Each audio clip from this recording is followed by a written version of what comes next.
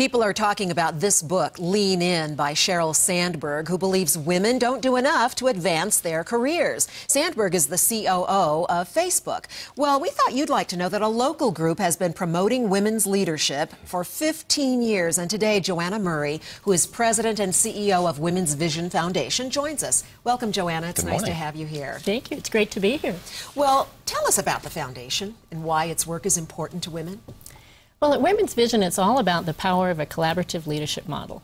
So we really believe that the key to economic prosperity is this shared leadership model between women and men.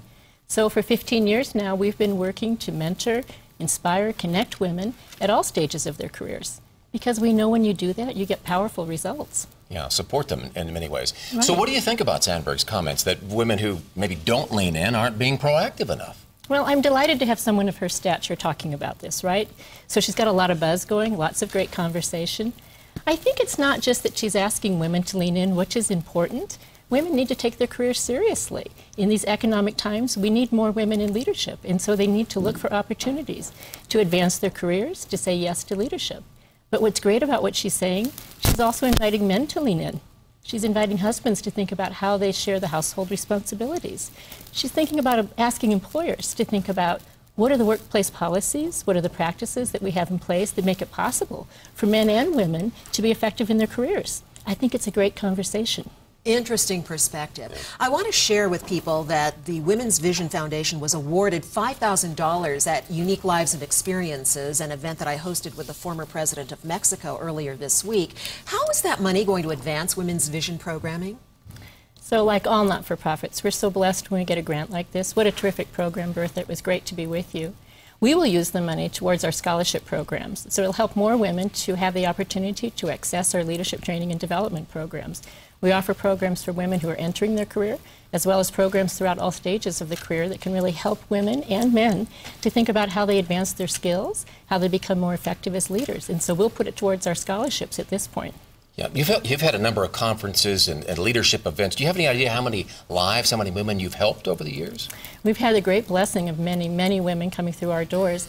On an annual basis, about 6,000 people connect through Women's Vision. We have some 65 corporate members right now. So lots of people going through our courses and our programs, taking advantage of the leadership training. Yeah. Wow. How do you measure your success? How do you know if what your mission is really connecting with these women so that they can be successful in life? Great question.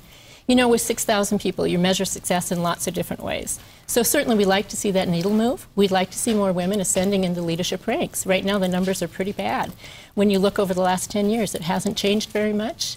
Only about 5% of the national Fortune 500 companies are led by women. About 17% of the national statistics in terms of executives in the leadership ranks in terms of executive boards. What we measure is sort of individual as well as corporate.